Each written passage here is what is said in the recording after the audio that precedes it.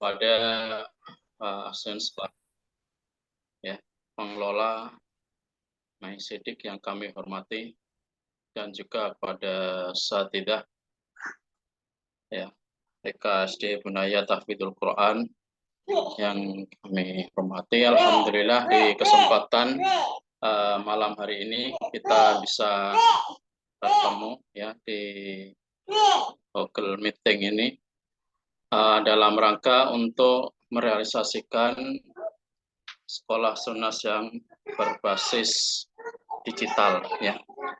Karena kita melihat bagaimana di beberapa sekolah-sekolah yang ada itu lemah dalam masalah manajemen, dalam masalah data. Sehingga dengan kehadiran beliau, Pak Asin, yang sebagai salah satu pengembang daripada MySidik, ya, digitalisasi sekolah ini, untuk menyingkat waktu nanti beliau bisa mempresentasikan kepada kita, terutama kepada guru-guru, ya, TK, dan lebih khusus lagi di jenjang TK SD Bunaya Tahfidzul Quran, yaitu terkait tentang masalah pendataan siswa, kemudian absensi, dan juga nanti input nilai raport, kemudian juga laporan administrasi dan sebagainya, supaya semua bisa tercover dengan baik, bisa diakses oleh setiap kita dan juga pengurus yayasan serta wali murid yang ada. Baik, untuk menyingkat waktunya, kami persilahkan kepada beliau, ya, Pak Asim, waktu dan tempat kami persilahkan. Fadal, masykur. Syukron. Ini langsung ke pakarnya, Pak Ahmad, Ustadz Ahmad Ruswandi. Monggo, langsung Oh saja. ya, monggo. Ya. Baik, Assalamualaikum warahmatullahi wabarakatuh. Waalaikumsalam warahmatullahi wabarakatuh. Assalamualaikum warahmatullahi wabarakatuh. Iya, baik teman-teman semuanya, pada saat semuanya. Baik, alhamdulillah. Alhamdulillah sehat. Wassalatu Rasulillah, Allahumma sholli ala Muhammad wa ala ali Muhammad, amma ba'du. Alhamdulillah kita bersyukur bisa bertemu malam hari ini. Insyaallah langsung saja kita akan mencoba mungkin perkenalan ya. Sidik, barangkali di sini sudah sempat diinformasikan fungsi-fungsi dari Sidik oleh Mas Asin ya kepada para pengelola sekolah. Di sini saya mencoba berkenalan. Nama saya Ahmad Ruswandi. Saya founder Sidik sejak tahun 2014. Jadi hampir 10 tahun ya. Nah, di sini alhamdulillah Ana mengucapkan terima kasih atas waktunya dan mengapresiasi atas interestnya, ketertarikan teman-teman dan Bapak Ibu sekalian dan Ustadz di sini untuk bisa kita bersama-sama belajar bagaimana proses digitalisasi di sekolah. Kalau boleh saya menyapa, di sini ada dari Bunaya, Ustadz Ahmad Mustaqim. Ya, Pak. Timnya ada Ustazah Cindy, ada 4 nih kalau nggak salah ya, 4 atau 5. Lalu ada Ustadz Fathun Najib, ini boleh diinformasikan dari mana? Dari Bunaya, Pak. Dari Bunaya, Ustaz. Masya Allah. Banyak sekali ya. Kalau yang Ibnu Maulana, ini boleh berkenalan dari mana? Baik. Kalau Pak Yakub, Ustadz Yakub dari Jakarta ya? Baik. Dari Jakarta, Ustaz. Jakartanya di mana, Ustadz Yakub? Mampang, Pak. Oh, Mampang Perapatan. Mampang Perapatan. Iya, paham, insyaallah. Saya domisili Bekasi, Pak. Oh, Ya. Tapi lagi di Balikpapan siap. sekarang. Baik, langsung saja saya coba share screen. Baik, saya mencoba membuka sebuah Volumenya bisa ditekan lagi satu kecil volume. Oh ya, sebentar, Ustaz. Oke, di sini kita mencoba login ya. Jadi ini tampil awalnya, saya coba logout dulu, logout. Nah, di sini kita akan masukin ID-nya. Jadi di sini yang login itu bisa staffnya, bisa gurunya, atau yayasan gitu ya, atau juga orang tua gitu. Nah, saya mau mencoba masuk sebagai admin ya, admin. Di sini memang masih ada tersedia versi lama gitu ya. Tapi bukan berarti versi baru tidak bisa dipakai, bahkan sudah siap itu. Nah, di sini kita bisa melihat ada 4 bagian atau 4 menu utama. Yang pertama terkait dengan data pokok atau yang saya sebut di sini perencanaan kegiatan sekolah, yang di dalamnya termasuk data pokok. Ya, di sini ada apa namanya cabang-cabang atau jenjang yang ada dalam satu yayasan. Jadi kalau yayasan tersebut memiliki lebih dari satu jenjang pendidikan atau satuan pendidikan, baik di lokasi yang sama maupun di lokasi yang berbeda, maka bisa ditangani dalam satu aplikasi. Lalu nanti setelah data pokok di sini ada, misalnya kita pilih jenjangnya ya SD gitu ya. Nah, nanti di sini ada tahun ajaran tentu saja, dan nanti data-data standar seperti kelas dan rombel beserta siswanya itu akan ada di sini. Jadi ini data pokok yang memang ada di setiap sekolah itu ya. Jadi ada informasi tentang jenjangnya, nanti siapa kepala sekolahnya, kemudian dia ada di alamat mana, itu ada di sini. Lalu nanti data rombelnya ada informasinya di sini, rombel 1A ini siapa wali kelasnya dan seterusnya gitu ya. Ini data pokok. Data kedua yang paling penting adalah list mapel ya. List mapel di sini nanti ada mapelnya.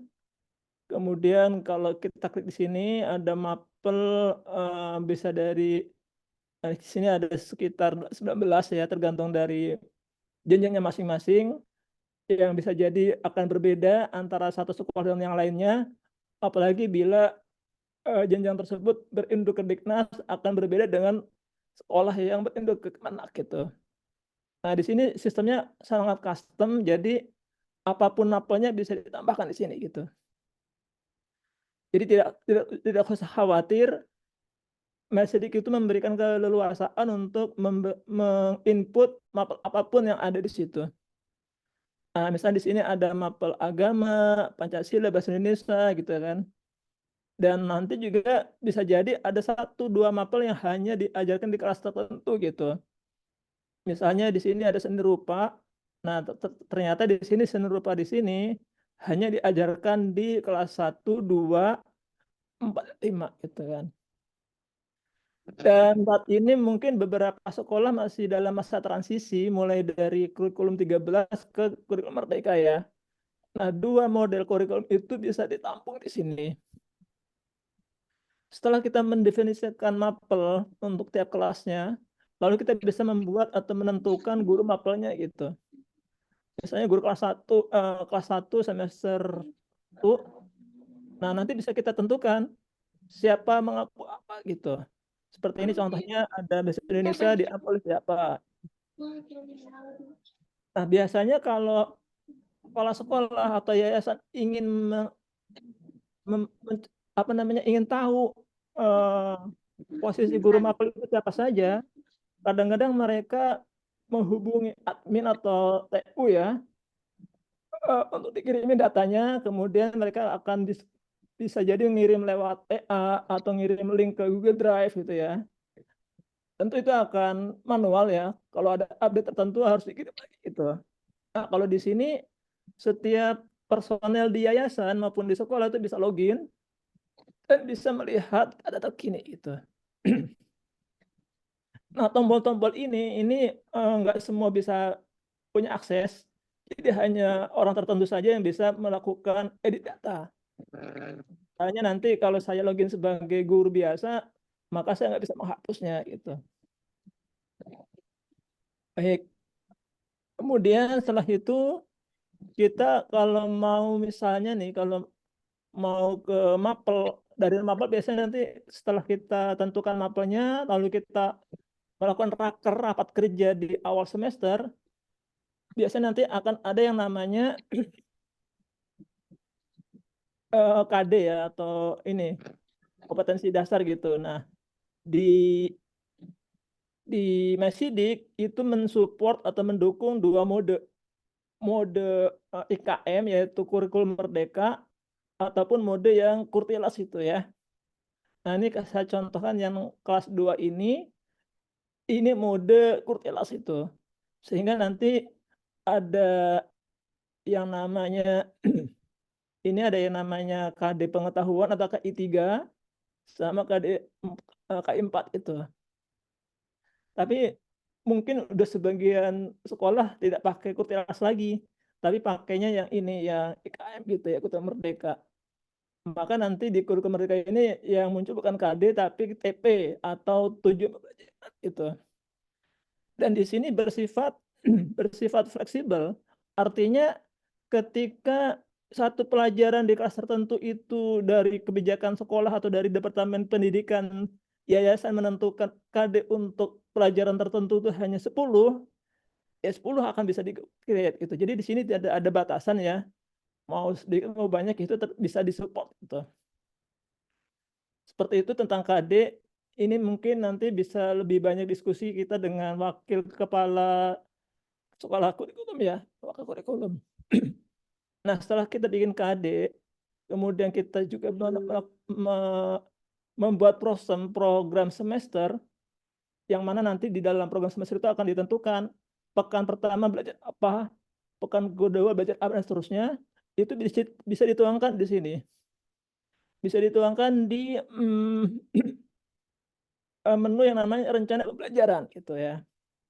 Kita coba lihat sini. Kita lihat rombel, misalnya rombel 2 ya. Kita mau lihat mapel bahasa Indonesia. Nah, di sini bisa ditentukan. Jadi guru yang sudah ditunjuk sebagai pengampu mapel tertentu, misalnya dia mengampu di sini bahasa Indonesia untuk kelas 2A itu ya, maka dia bisa segera mulai mengisi planningnya dia gitu. Planningnya dia terserah dia mau bikin planning sebulan ke depan, pekan pertama mau ngajar bab apa, pekan kedua dan apa seterusnya, itu nanti kepala sekolah atau wali kelas bisa langsung melihatnya gitu. Jadi program pembelajaran akan kelihatan di sini. Nah, saya merancang agar di sini fleksibel dalam arti ketika ketika dia ingin atau guru ingin membuat apa namanya ini, membuat lesson plan atau rencana pembelajaran, itu bisa sampai detail. Bukan hanya tanggal dan judulnya, tapi bisa juga nanti isiannya. Misalnya pendahuluannya, kemudian openingnya, materinya, dan seterusnya itu ada di sini nanti gitu. Tapi secara summary atau ringkasan, itu bisa kelihatan di sini. Itu tentang rencana pembelajaran. Ini penting, kenapa? Karena bisa jadi kalau misalnya ada guru yang berhalangan hadir di hari atau di pertemuan ketiga atau keempat, maka kepala sekolah atau wali kelas mencari penggantinya, maka guru pengganti itu dengan mudah akan bisa memahami bahwa kelas ini untuk bahasa Indonesia sudah mana gitu. Guru pengganti nggak perlu bertanya kepada anak-anak, sudah sampai bab yang mana ya gitu kan. Dengan adanya ini langsung memberikan petunjuk bahwa pertemuan ketiga itu tentang apa gitu. Sehingga proses pembelajaran di kelas itu tidak terganggu. Kira-kira seperti itu. Apakah sampai di sini ada yang mau ditanyakan? Silakan. Apa cukup jelas? Boleh disampaikan. Monggo kalau ada yang bertanya, baik dari Bu Naya, dari Bora, Jakarta. Jelas, insya Allah. Baik. Nah, ini kalau kita mau lihat detailnya, misalnya pertemuan kedua, saya mau coba mapelnya matematika ya, gitu. Nah, di sini tertulis bahwa pertemuan pertama itu tentang bilangan. Ketika kita klik bilangan, kita bisa ke bawah di sini ada detailnya gitu. Nah, di sini ada nomor pertemuannya, pertemuan keberapa, kemudian ditentukan kapan pertemuan tersebut, lalu judul, materi pokok. Nah, cukup sampai 4 kolom ini kalau mau cepet dulu kita, yang penting ada sudah muncul apa namanya jadwalnya cukup. Tapi kalau ingin melengkapi sampai mengisi kolom metode pembelajaran, lalu medianya apa saja, sumber pembelajaran apa saja dan seterusnya, itu bisa juga gitu. Kalau saya pribadi ini sangat penting untuk kepala sekolah atau wali kelas untuk melakukan evaluasi kinerja guru itu. Oh, ternyata guru ini sudah menyiapkan pembelajaran sampai 2 bulan ke depan gitu kan, dan lengkap dengan isinya gitu. Ini bisa menjadi salah satu indikator kinerja guru itu ya, seperti itu. Kalau selama ini mungkin RPP atau lesson plan yang dibuat, itu bisa jadi hanya sebuah dokumen yang tidak tertata gitu ya. Sehingga ketika wali kelas atau kepala sekolah ingin mengumpulkan, mengkolek atau mengumpulkan data semua itu ya prosesnya manual gitu ya. Kalau di sini tidak manual, seperti itu. Baik. Nah, setelah kita bisa mencatat progres atau jadwal pembelajaran, ketika kita akan di KBM nanti, maka kita bisa lanjut ke menu sebentar. Di sini kok nggak muncul ya. Mungkin saya lompat langsung ya, langsung ke nilai mapel ya. Yang ini, misalnya saya mengampu bahasa Indonesia, kemudian di semester 1 ini misalnya ya. Nah, di sini kalau saya adalah guru pengampunya, maka ketika saya pilih mapel yang saya ampu, maka akan muncul nilai ini dan saya bisa ngisi. Tapi kalau admin atau bukan pengampu, ataupun dia wali kelas yang bukan pengampunya, maka datanya nggak bisa diedit itu, hanya bisa dibaca. Tapi kalau yang login adalah memang dia ditugaskan untuk mengampu mapel ini, maka yang bersangkutan akan bisa mengisi itu. Jadi sharing datanya seperti itu, tidak perlu kirim Excel lagi, tidak perlu share Google Drive lagi gitu ya.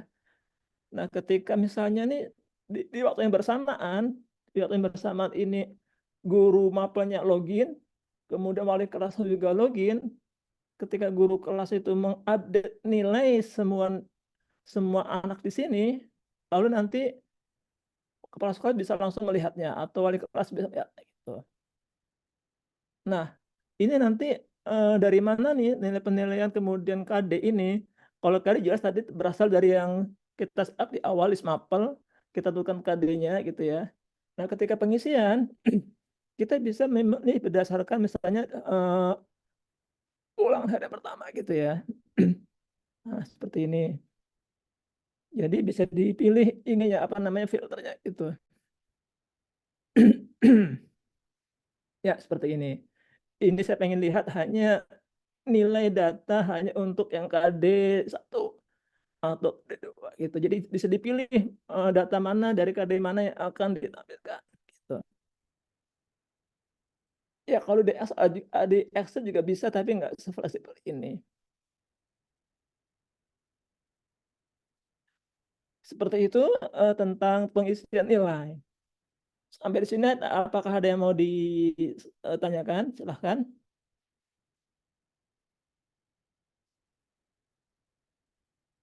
Oke, lanjut ya. Mungkin di sini biasanya, jadi gini, kalau nilai ini kan biasanya mulai dari nilai harian pertama, nilai harian kedua, ketiga sampai PTS 1 setengah semester, lalu mungkin setelah PTS ada lagi nilai harian keempat, kelima, setelah itu AS ya, akhir semester gitu. Nah, kadang-kadang di akhir semester itu teman-teman guru itu cukup sibuk gitu ya. Pertama sibuk mengumpulkan data dari awal semester, kedua sibuk menghitung formulasi akhir rapot itu ya. Yang ketiga, ya kadang-kadang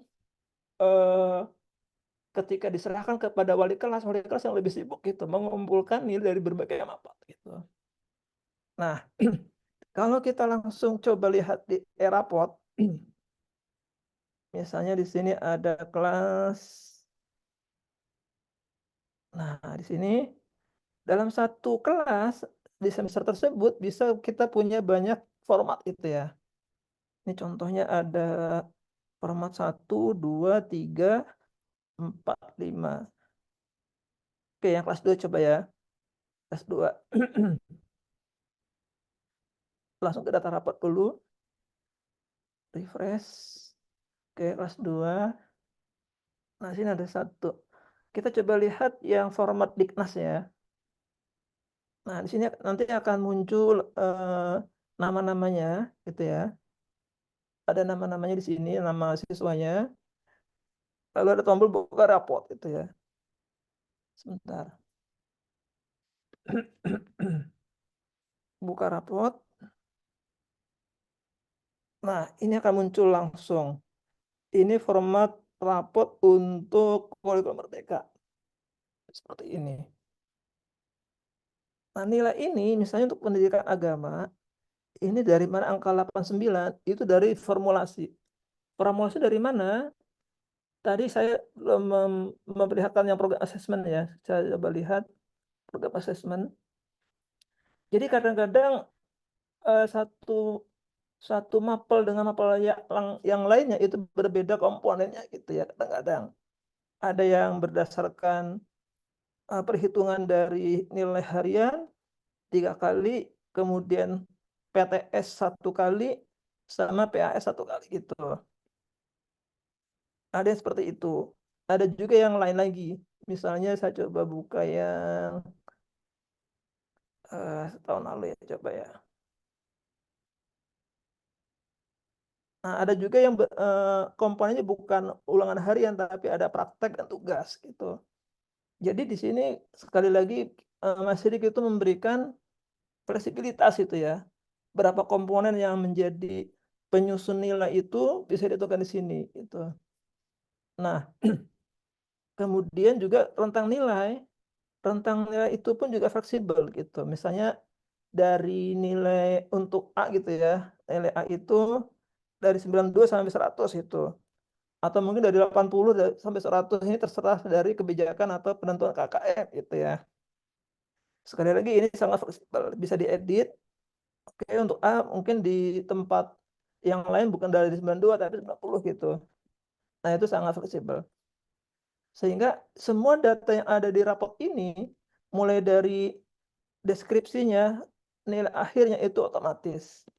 Barangkali teman-teman guru yang sudah terbiasa menyiapkan raport, sudah paham bahwa deskripsi ini diambil dari KD yang tertinggi nilainya di mapel tersebut. Misalnya di pendidikan agama ada 12 KD atau TP gitu ya. Maka ketika Mas Sidik menerima data dan nilai harian, nilai PTS, nilai PAS, akan mencari mana nih KD yang tertinggi nilainya gitu.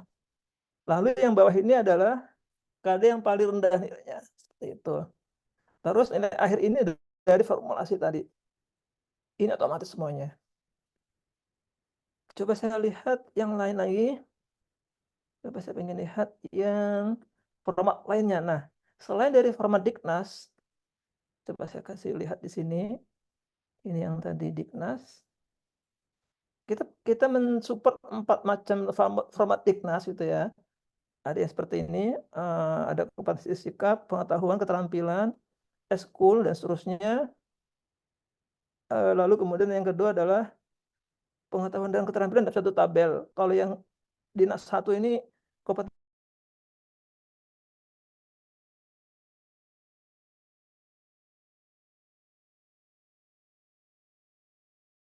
itu bisa disesuaikan gitu kan.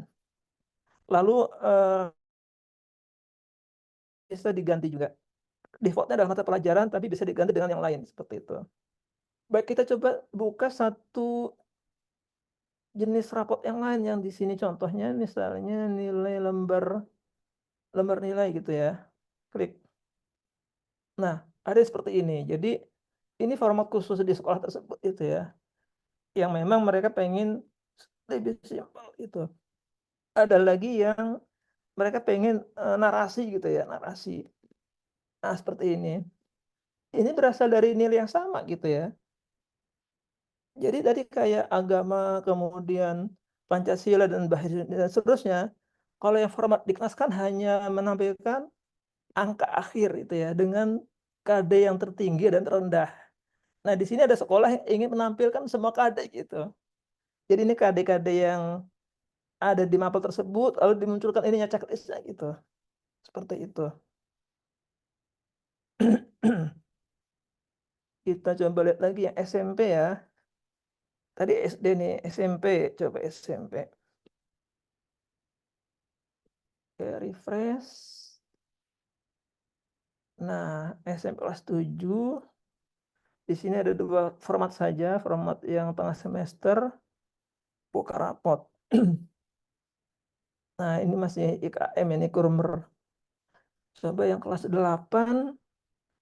Kelas 8 sepertinya dia masih Kurtilas. Kita cek.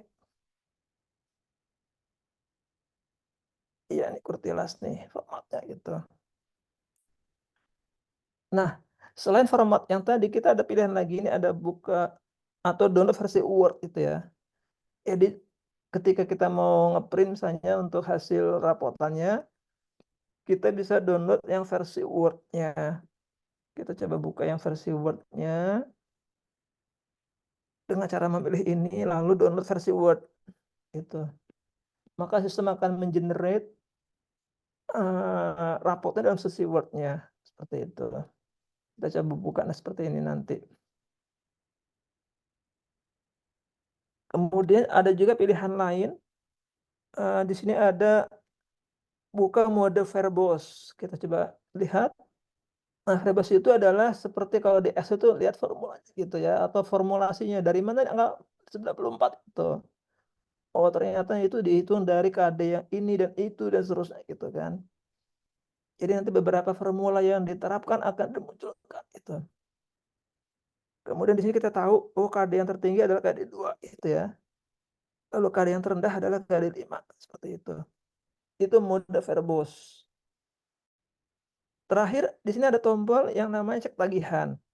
Jadi kalau misalnya sebuah sekolah ingin menerapkan kebijakan, kalau manual nih ya, kalau manual, kebijakan rapot hanya dibagi kepada orang tua siswa yang sudah lunas pembayarannya, maka kalau rapot itu dibagi hari Sabtu, biasanya hari Jumat sore jam 4 itu pihak keuangan sudah merekap siapa yang lunas, siapa yang belum. Biasanya dari 20 peserta didik di satu kelas, ada 4 orang tua yang belum melunasi pembayarannya, maka 4 nama ini akan disetorkan kepada wali kelas gitu kan. Sehingga akan dikonfirmasi ke orang tua gitu. Nah, kalau di sini tidak perlu lagi pihak keuangan itu menyetorkan secara manual. Karena bisa jadi data disetor Jumat sore, kemudian orang tua membayar malam hari atau besok pagi gitu. Nah, sehingga kalau orang tua sudah membayar setelah data disetor ke wali kelas, maka nanti datanya nggak valid lagi. Kalau sudah terintegrasi, tinggal cek sini saja. Jadi orang tua akan wali kelas akan tahu statusnya langsung gitu ya. Ini salah satu fitur yang kita kembangkan. Tentang rapot mungkin seperti itu sebagai gambar awal ya. Silahkan kalau ada yang mau didiskusikan.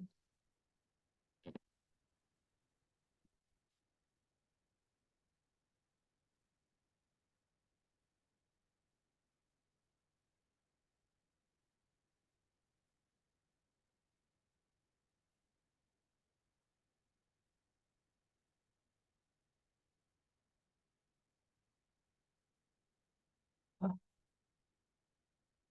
putus ya. Baik, izin menyampaikan, Pak. Iya, silahkan. Ya, terkait tentang tadi, ya. Artinya laporan dari hasil kegiatan belajar mengajar yang sudah rekap oleh guru dan diinput di rapot. Rapot ini ya. Rapot ini kan berarti dia sudah sesuai ya, mengacu dengan penilaian kurikulum Merdeka, Pak ya. Iya, Jadi dengan kurikulum Merdeka ini tentunya agak ada perbedaan ya sedikit terkait tentang penilaian yang ada pada kurikulum 13 gitu ya, K13. Sementara sekolah kita ini kan masih dalam kutip menginduk di PKBM, tapi juga kita artinya ada penilaian sendiri ya di sekolah kita secara mandiri. Nah, ini nanti juga rencana kita juga harus mengikuti perkembangan yang ada pada saat ini, karena di saat anak ini nanti misalkan sudah selesai mengenyam pendidikan di Sekolah Budaya Tahfidzul Quran, maka penilaian pun juga harus lebih sesuai gitu ya. Misalkan di tahun 2022 sampai 2025 itu menggunakan pakai kurikulum Merdeka dalam penilaian rapot, maka guru pun juga harus bisa memasukkan deskripsi nilai daripada kurikulum Merdeka tersebut. Ya. Kemudian berikutnya terkait tentang masalah tadi ya, beberapa data yang bisa diakses ya, seperti wali murid, kemudian guru, kemudian TU. Ini nanti apakah dibuatkan akun masing-masing setiap guru, siswa, atau wali murid itu ya. Artinya setiap hari mereka bisa mendapatkan informasi yang update gitu ya dari sekolah gitu, Pak. Demikian yang bisa kami diskusikan ya, mungkin ada tanggapan, mungkin ada tambahan kami bisa. baik Ustadz Ahmad Mustaqim. Jadi memang terkait dengan kurikulum dan kita melihat ada pilihan PKBM, tentunya nanti akan berpulang kepada kebijakan kurikulum itu sendiri. Bisa dalam arti gini, dalam arti apakah semua KD atau TP di dalam masing-masing mapel itu akan dirincikan sesuai dengan yang dari Kurmer atau mungkin dari sekolah punya kebijakan sendiri. Misalnya, oh ternyata di pelajaran matematika itu guru-guru sudah sepakat pakai versi lokal gitu ya, versi sendiri. Maka yang akan dimasukkan ke dalam sistem ya bisa versi sendiri gitu. Sesuai dengan kebijakan kurikulum yang masing-masing sekolah. Nah, itu biasanya dibahas di awal semester dalam rapat kerja sama guru gitu. Setelah rapat kerja selesai, menghasilkan keputusan setiap mapel itu nanti KD-nya apa saja atau TP-nya apa saja, itu tinggal dimasukkan ke Masidik beserta deskripsinya. Nanti ketika asesmen atau ketika evaluasi, itu guru tinggal masukin angka hasil evaluasi. Kemudian nanti Masidik akan otomatis menghasilkan deskripsinya gitu, Ustaz. Jadi guru tidak perlu lagi disibukkan dengan menghitung deskripsi mana atau KD mana yang nilai tertinggi atau terendah. Seperti itu. Itu tentang rapot Diknas ya. Ya. Kemudian yang kedua, masalah akses. Baik, saya coba mau login pakai akun orang tua ya. Di sini saya coba masuk sebagai orang tua, saya mau mencari akunnya, coba ya SMP ya, SMP. Saya ambil satu rombel. Nah, di sini ada ID orang tua nih. Saya kopas saja. Saya masuk sebagai orang tua dulu.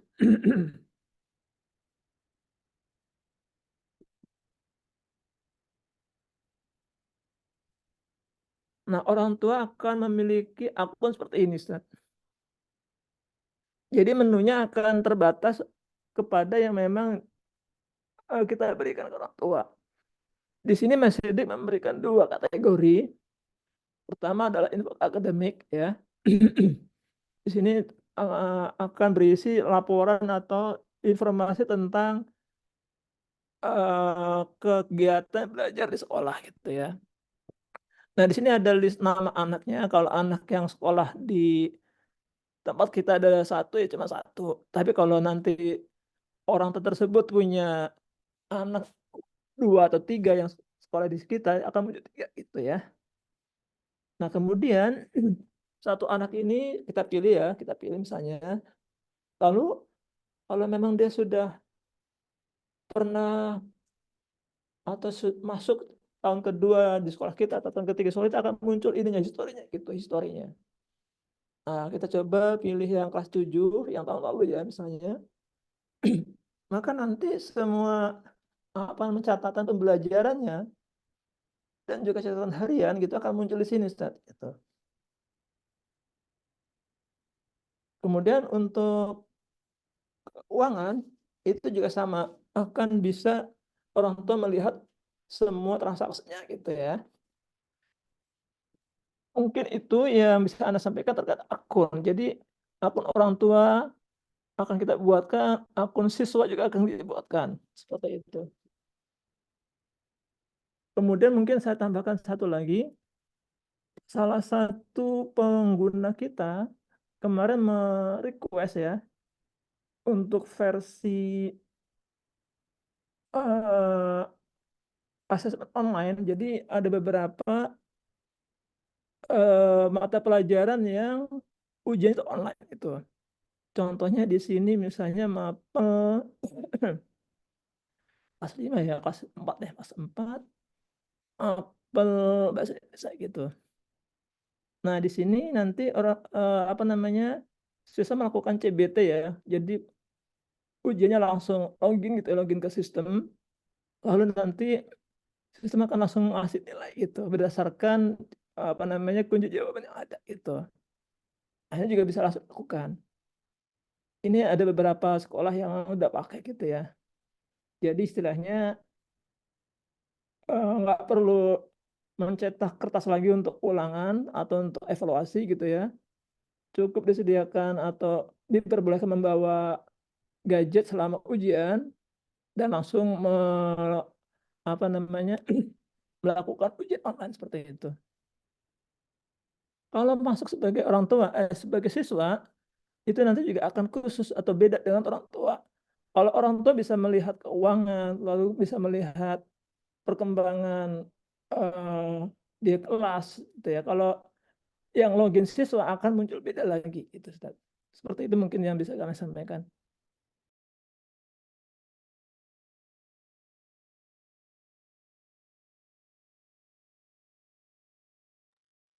Baik, berarti fiturnya nanti berbeda Ustaz ya. Antara Ya, di akun yang wali murid dengan siswa itu artinya karena kalau keuangan kan sifatnya privasi yang tahu iya betul wali Ustaz. murid tersebut. Betul Ustaz. Baik, untuk ini lagi Ustaz, terkait tentang penilaian deskripsi yang untuk TK ini apakah sudah ada dari beberapa yayasan yang masuk di ini aplikasi Messi? Baik kalau TK memang itu khusus ya, maksudnya berbeda. Karena apa? Karena TK itu kebanyakan observasi ya, observasi. Jadi yang kita siapkan itu adalah kita coba lihat di sini tahun ajaran berapa nih? Semester 2 ya. 2021. Refresh. Sebentar, Ustaz. Anda coba buka yang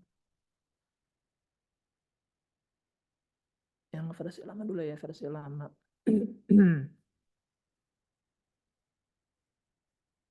Kegiatan KB, oh ini tadi KB atau apa? Oh ya KB. PAUD ya. Nah di sini kita bisa meregister atau men-setup kegiatan di sekolah. Misalnya di sini banyak sekali pilihannya nih. Ini ya, coba di ini ya. Atau yang di atas ini KB. Sebentar. Ini datanya kita cek dulu. Oh, ini jurnal life skill-nya apa nih? Apa kenapa tidur? Sebentar. Doa pagi ya, doa pagi. Nah, seperti ini ya. Kadang-kadang memang kita punya program yang beda-beda antara lembaga satu yang lainnya. Tapi kadang-kadang juga ada yang seragam ya. Di sini ada kegiatan zikir pagi, nanti yang dibiasakan adalah doa-doa sebelum belajar, ayat kursi dan seterusnya gitu kan. Di sini ada doa harian gitu. Jadi beberapa kategori ataupun konten atau materi dan isi materi masing-masing ini bisa di setup gitu, Ustaz. Dan nanti ini sekali lagi fleksibilitasnya tinggi ya. Apapun jenis kegiatannya yang dimiliki oleh TK tersebut itu bisa ditambahkan di sini gitu, Ustaz. Dan nanti ada menu khusus checklist-nya gitu untuk observasinya harian gitu. Itu nanti ada di mana ya? Lembar data apa ya? Intinya seperti itu. Kalau di versi lama juga bisa dilihat di sini catatan kegiatan, jurnal kelas dan seterusnya. Jadi memang antara SD dan PAUD atau TK itu sangat berbeda. Kalau SD itu lebih berbasis mapel, kalau PAUD atau TK itu berbasis kegiatan gitu, Ustaz. Mungkin nanti kalau ingin langsung praktek boleh langsung kita siapkan datanya dari teman-teman ya. Sudah ada program apa saja, sudah ada kurikulum apa saja yang dilakukan sehari-hari di jenjang TK. Nanti gimana kita cara men-setupnya, lalu bagaimana cara melakukan evaluasi dan pencatatan di sini, itu bisa kita lakukan nanti. Seperti itu.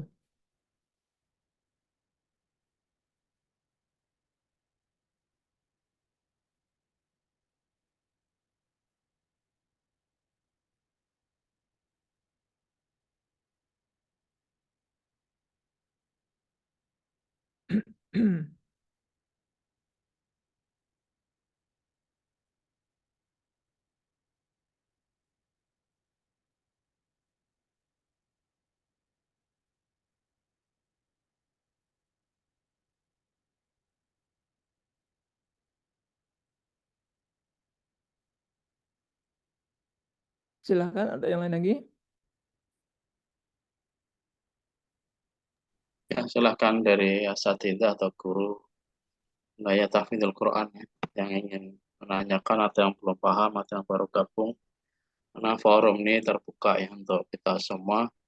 Jadi kedepannya kita tidak manual lagi karena sekarang era digital, kita harus melek dengan dengan digital, dan nantinya semua absensi jurnal sudah tidak manual, tulis tangan lagi, semua sudah terdata di database. Begitu juga laporan, misalkan ada pelanggaran-pelanggaran, kemudian tidak hadir ataupun absen, ini pun juga nanti bisa diakses oleh wali murid itu ya. Begitu juga mungkin beberapa informasi ya, artinya informasi nanti bisa seperti ada forum di situ, jadi bisa langsung komunikasi kita sekolah dengan wali murid itu mungkin bisa langsung apa ya istilahnya bisa langsung tersampaikan. Karena seringkali kita ini karena masih manual, jadi kadang beberapa informasi nggak sampai ke wali, misalkan kayak makan siang gitu kan. Jadi makan siang terkadang kadang dia berangkatnya terlambat atau nggak absen, sehingga misalkan sudah dipesankan ternyata siswa tersebut nggak berangkat. Ini terkait tentang masalah absensi, ini sangat penting sekali. Jadi sudah tidak manual lagi karena kita kan juga ada WiFi di sekolah, nanti bisa dimanfaatkan oleh semua asatidzah ataupun gurunya. Jadi kita biasakan dengan menggunakan aplikasi MySidik ini yang sudah kita terapkan di sekolah kita di Bunia Tahfidzul Quran sebagai database satu sistem ya. Satu sistem tapi nanti bisa diakses oleh semua ya. Meskipun nanti ada hal-hal yang privasi yang tidak bisa diakses guru ataupun wali dan siswa. Ini sangat membantu sekali. Artinya sudah menghemat, tidak perlu lagi kita untuk ngeprint, tidak perlu kita cek manual. Jadi misalkan kita ada nilai rapot yang hilang ataupun di data komputer hilang, maka di database ini insya Allah lebih privasi gitu saatnya. Artinya lebih aman, jadi misalkan sistem kan insya Allah nggak aman gitu ya. Artinya nggak terjadi kebocoran, bisa diakses oleh pihak-pihak lain yang oknum yang tidak bersangkutan dengan sekolah kita. Iya betul Ustaz. Itu Ustaz, insyaallah. Ya, baik. Ya silahkan Satida atau guru yang belum paham saya ditanyakan, terutama wali kelas ini, karena wali kelas ini nanti yang akan membuat absen, kemudian laporan untuk siswa yang nggak hadir, kemudian juga input nilai, karena kita sekarang menggunakan kurikulum Merdeka, maka kita harus mengikuti penilaian tadi, misalkan ini skor A, misalkan skornya berapa, dan deskripsinya nanti sudah otomatis. Ini harus kita terus update pengetahuan kita. Mungkin bagi ustadzahnya bisa di chat gitu ya. Ada di sini ada room ya. Nanti bisa di chat di situ yang mau ditanyakan supaya nanti bisa kita bacakan dan disampaikan kepada beliau ya. Owner developer sini, Ustadz Ahmad ya. Ya, ini ada pertanyaan saat ini. Afan menanyakan ya terkait tentang ini di chat dari guru Bunaya ya. Jadi untuk pembayaran uang gedung ya itu sekali masa pembayaran sampai lulus sekolah. Bagaimana cara menginput data jika siswa tersebut sudah lunas, sementara uang gedungnya di kelas 1 ya. Jadi kelas 1 dan sekarang sudah kelas 3 supaya tidak ada tagihan uang gedung di kelas 3. Menurut solusinya. Baik. Baik, kita berarti beralih ke keuangan ya. Insya Allah nih. Baik. Kalau kita tadi membahas kurikulum ya, kita coba berkenalan dengan fitur keuangan. Ya, di sini ada keuangan ya. Pertama adalah setup keuangan.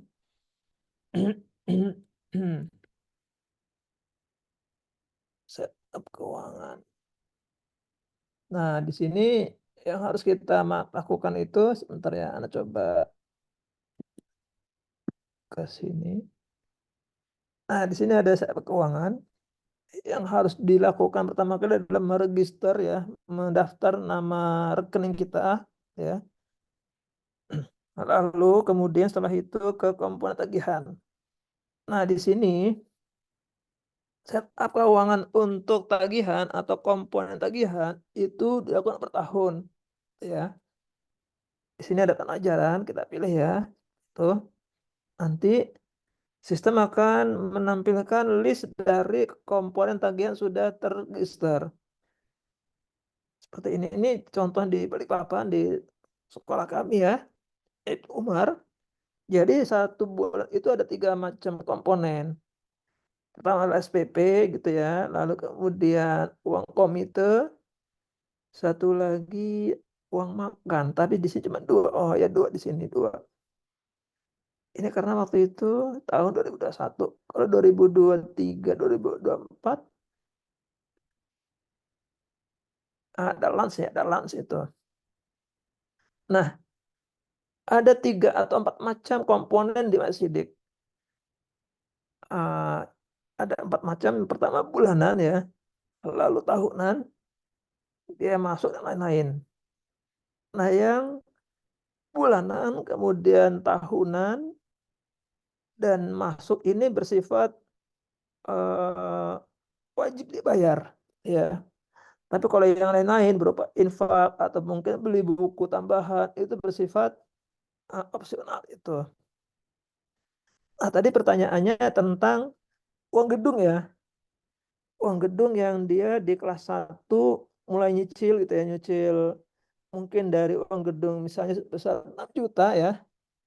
6 juta di tahun pertama menyicil 2 juta gitu kan.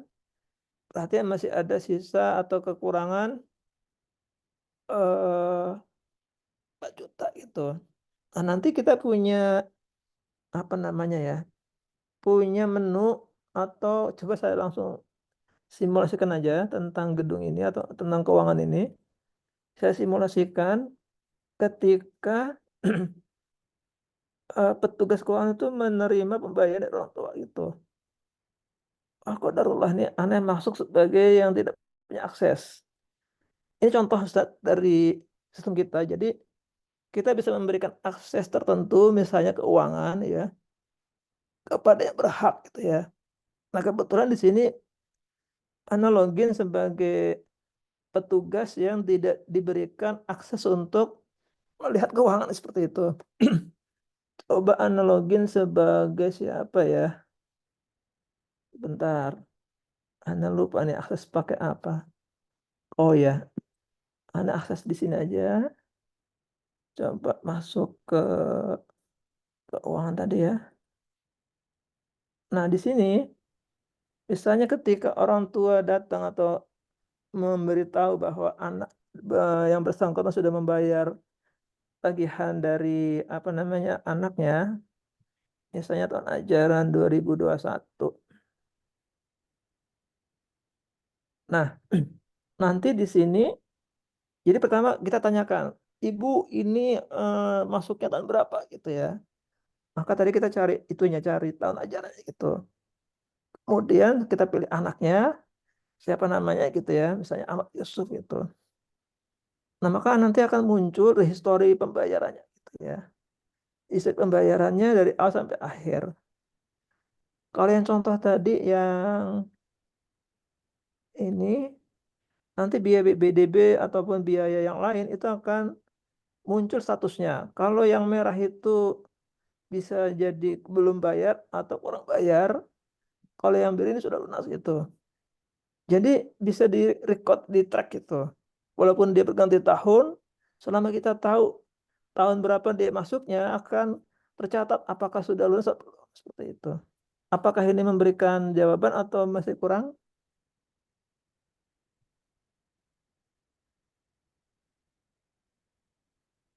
Mungkin nanti untuk lebih jelasnya bisa langsung praktek dalam kasus yang sesuai ya. Maksudnya kita set up website yang Bunaya gitu ya, Bunaya Sidik gitu ya. Nanti akan saya set up kan, saya aktifkan ini gitu ya. Sekarang belum aktif. Kemudian mungkin kita lanjutkan kepada eh, demo atau trial dengan data sendiri gitu. Jadi lebih enak kalau kita trial data yang mana data itu punya kita sendiri gitu. Mungkin seperti itu. Silakan yang lain.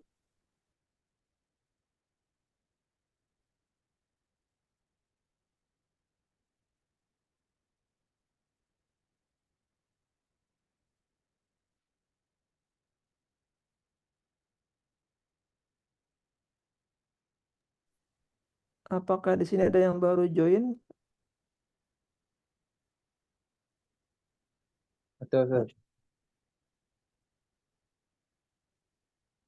Ya, silakan.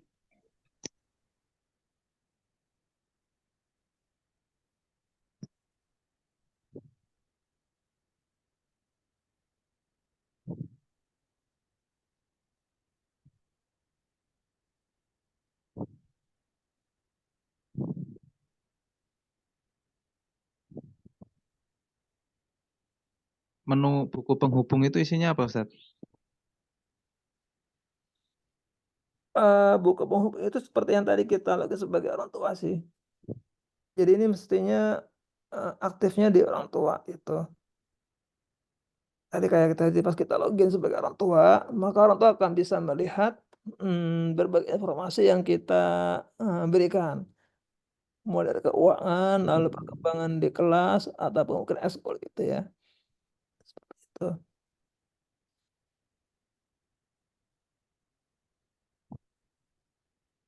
Kita coba lihat status pembayaran ya. Jadi kalau lembaga tersebut punya berapa jenjang, maka nanti bisa kelihatan gitu. Oh, untuk jenjang SD ada pembayaran yang hijau ini sekian sudah masuk, lalu yang masih nunggu berapa gitu. Nanti kalau kita breakdown per jenjang, di bawahnya, oh kelas 1 sekian, kelas 2 sekian, terus gitu. Kalau kita klik lagi kelas 5-nya nanti, oh 5A sekian, seterusnya gitu. Atau kalau mau langsung ke, misalnya ingin tahu data tunggakan gitu ya, SPP misalnya. Nah, siapa aja nih yang masih nunggak gitu bisa kelihatan. Dan di sini nanti ketika diklik sini ada tombol WA gitu ya, ada tombol WA. eh, Kalau kita pakai handphone akan langsung ke aplikasi WA untuk memberikan reminder ya kepada orang tua untuk bayarnya.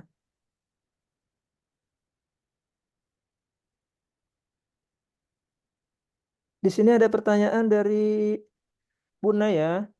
Jika uang gedung di tahun ajaran 2021-2022, lalu aplikasi digital baru digunakan tahun 2024-2025, apakah bendahara harus mendata ulang dari awal?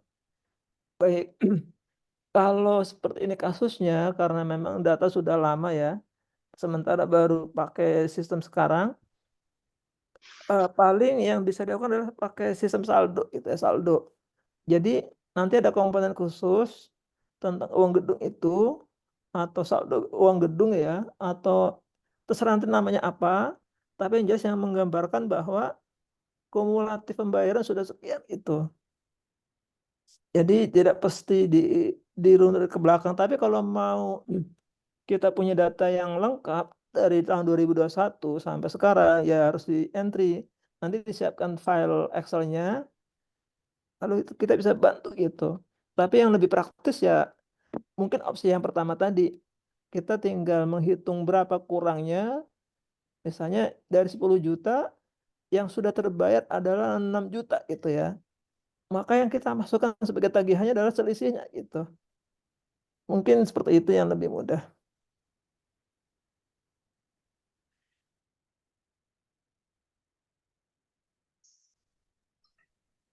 Monggo mungkin yang lain yang mau bertanya, silahkan.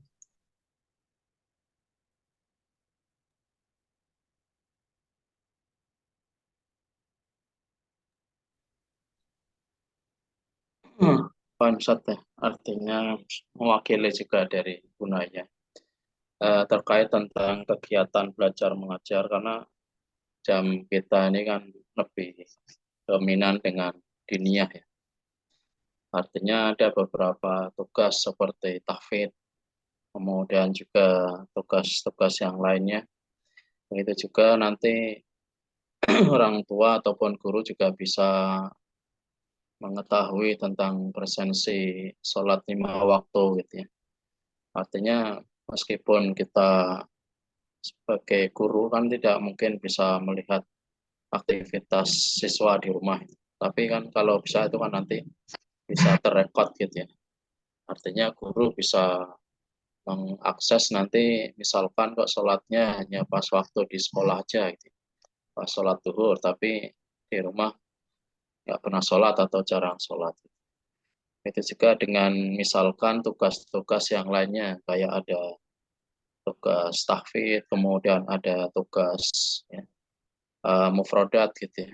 Kemudian juga tugas-tugas yang lainnya yang intinya dari pihak sekolah itu supaya orang tua di rumah itu bisa membersamai dengan putra-putrinya ketika ada tugas di sekolah. Itu tujuan kita kan untuk ada perhatian gitu ya. Bukan terus orang tua nitipkan di sekolah kemudian pasrah udah terserah guru atau sekolah, itu kan nggak seperti itu, karena kita kan harus pendidikan ini kan harus ada kolaborasi antara guru dan siswa seperti itu.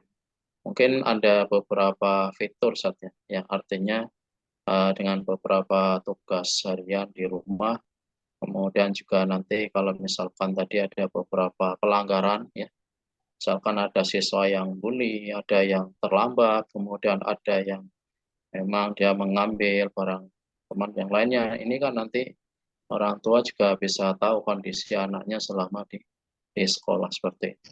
Jadi kita lebih ke ini, artinya ke kegiatan belajar mengajar di sekolah dan kegiatan belajar di rumah seperti itu. Kontrol. Wah, itu bagus sekali, Ustaz. Bagus sekali antara rumah dan sekolah harus sinkron ya.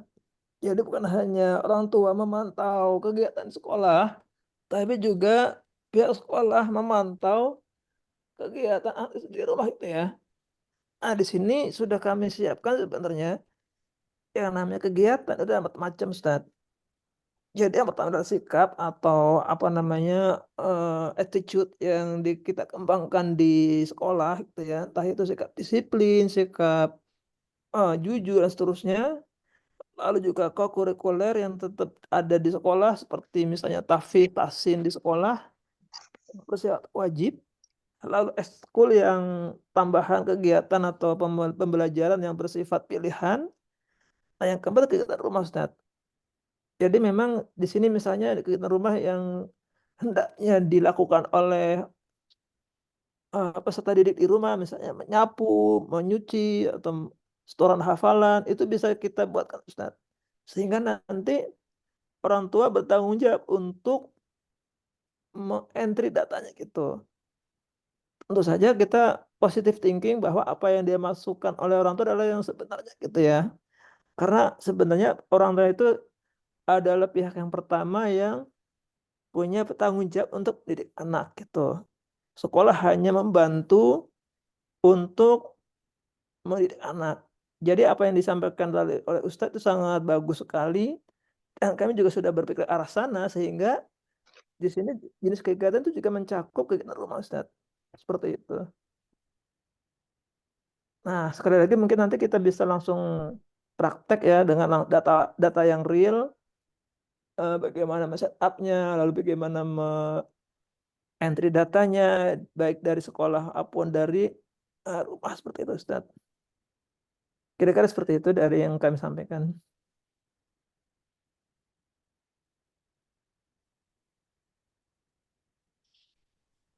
Baik, silakan Satinda atau guru yang ingin menanyakan yang belum paham atau yang baru gabung. Yang untuk akhwat mungkin bisa lewat chat atau kemudian yang guru bisa langsung disampaikan di forum ini.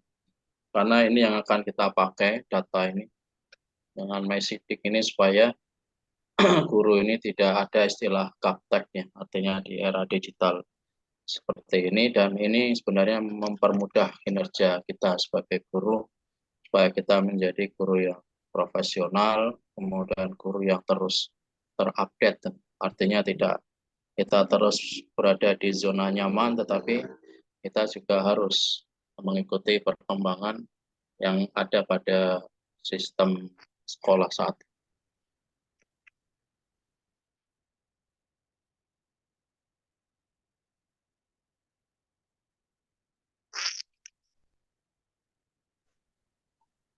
Monggo yang dari Jakarta, dari Blora, atau dari Suruh yang mau bertanya. Dari Semarang, silahkan.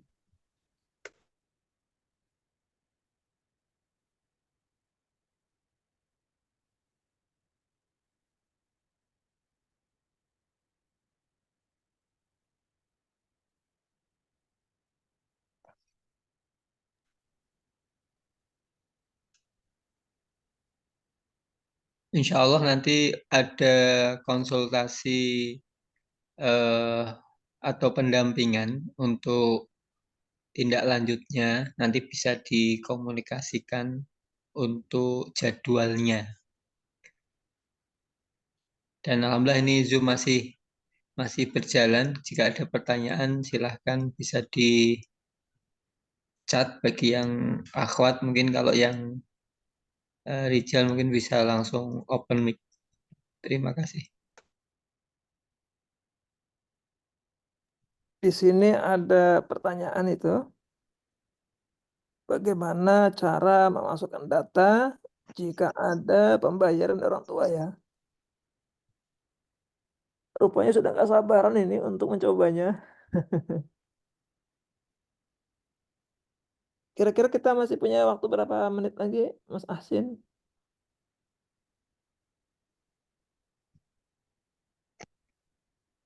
Sampai jam 9, Ustaz. Jam 9 waktu Jakarta ya. Di Balikpapan sudah mau jam 10 ini.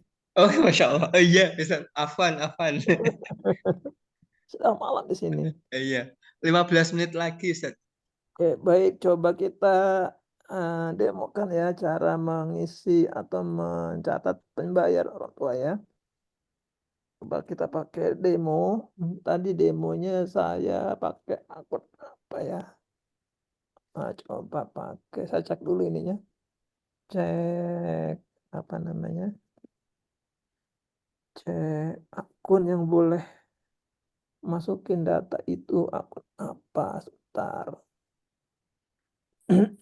Di sini ada lembaga ya, lembaga. Sebentar, itu berarti di SD ya, SD. Oh, sebentar, saya salah klik ya. Dis jabatan SD.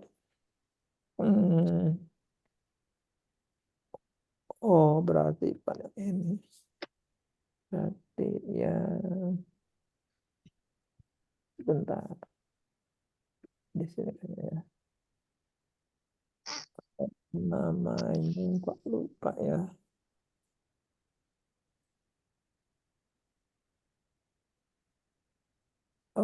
Gini aja deh, saya pastikan dia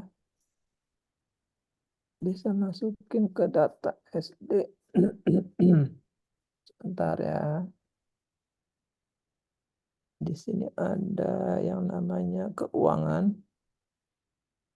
Manajer keuangan di sini, manajer keuangan mana dia? Jadi ini adalah daftar apa namanya, Ustaz?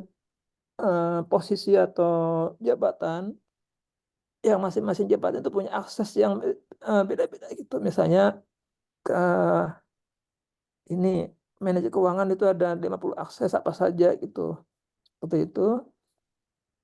Nggak semuanya kita berikan, tapi yang khusus hanya terkait dengan keuangan itu. Oke, manajer keuangan di sini siapa aja orangnya? Oh, pakai ini ID-nya ini. Oke. Saya akan login sebagai Ahmad. Out. Ahmad R. Kita coba apakah dia sakti untuk membuka menu ini pembayar orang tua. Nah, di sini ya. Alhamdulillah. Baik, misalnya ada orang tua membayar tagihan atas nama apa lah? Atas nama Ashraf Ahmad misalnya ya. Kita tinggal klik sini. Nah, ini adalah list tagihannya, gitu ya. Yang merah berarti belum ada pembayaran atau kurang. Yang biru sudah lunas itu.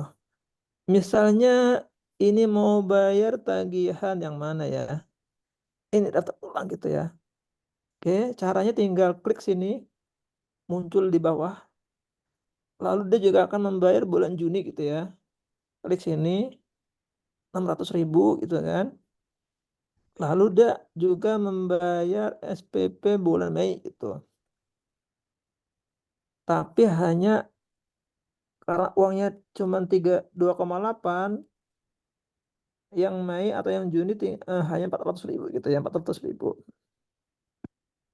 Nah, kebetulan katakanlah dia punya uang 2,8, 1,8 dipakai untuk membayar daftar ulang, 600.000 untuk SPP Mei, lalu 400.000 untuk SPP Juni, dan di sini kurang 200.000 ya. Kita bisa kasih keterangan, ini nggak wajib sih. Nah, setelah oke, kita pilih cara bayarnya apakah transfer ke rekening bank atau tunai itu. Oke, kalau udah kita simpan,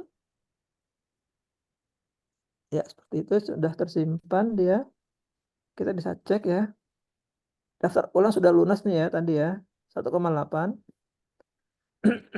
Lalu yang Juni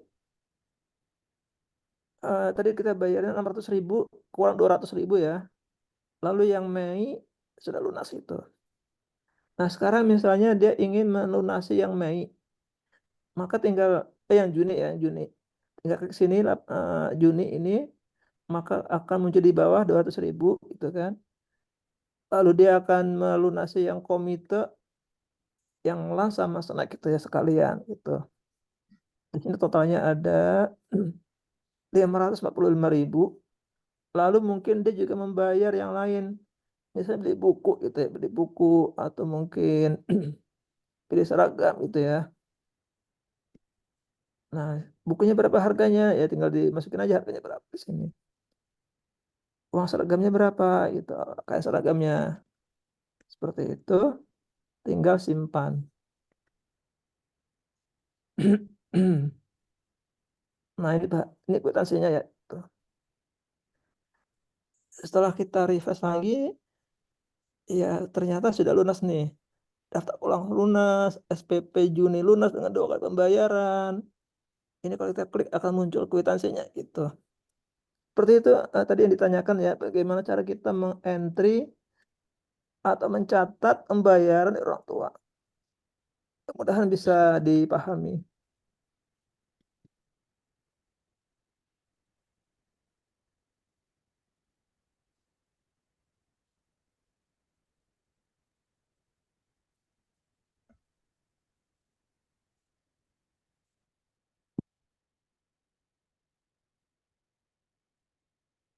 Bagaimana Ibu Nida? Apakah ada pertanyaan lagi?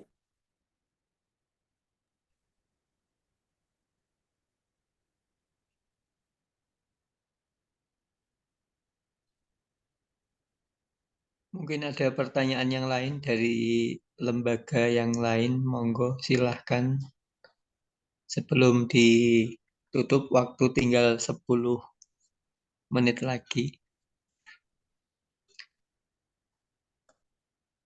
Mungkin untuk ini, Ustadz, untuk presensi atau kepegawaian, Ustadz, belum Presensi ya. jelas.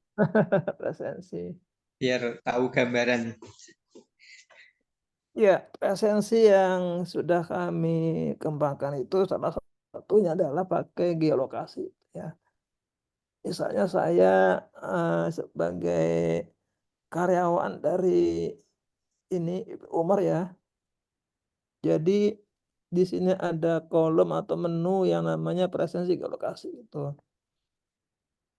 Tentu saja harus diaktifkan GPS-nya gitu kan. Nah, ini sebentar. Kenapa saya terdeteksi di ini jaraknya 400 kilo dari posisi saya? Karena saya pakai Telkomsel. Telkomsel ini terdeteksi di sini. Di Sulawesi, Ustadz. Kok bisa ya? Telkomsel Jakarta ini. Aneh nggak Belum tahu nih. GPS-nya tuh kenapa nih? belum di anu mungkin belum di refresh.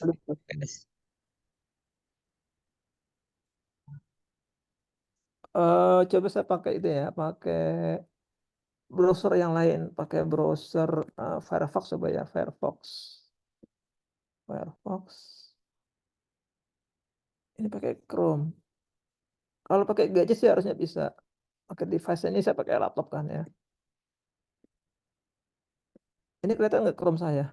Firefox saya.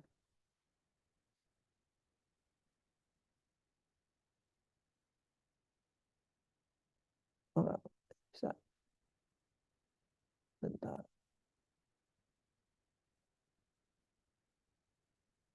Bentar saya pakai yang lain lagi. Pakai Brave. Pakai Brave.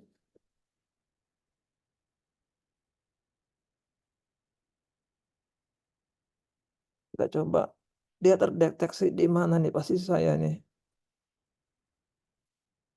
Kalau di sini 4,4 kilometer.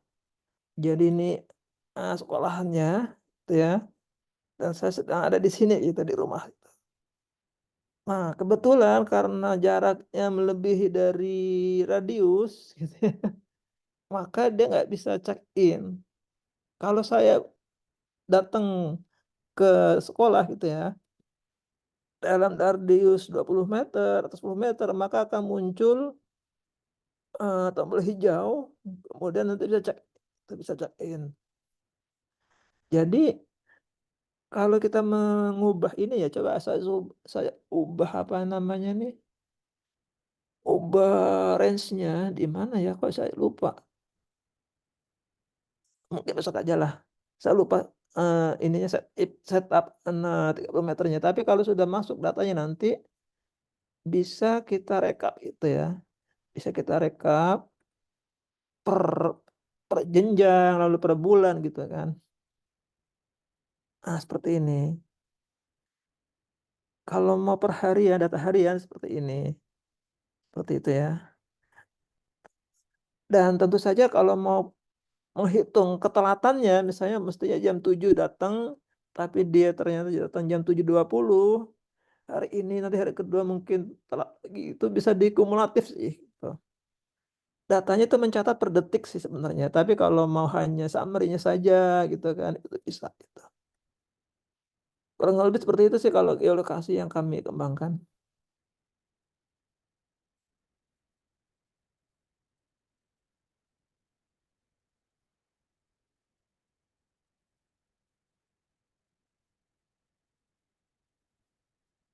Mungkin untuk biar lebih praktek workshop nanti, boleh nanti disiapkan datanya, lalu kita bisa atur waktunya kapan itu, boleh silahkan.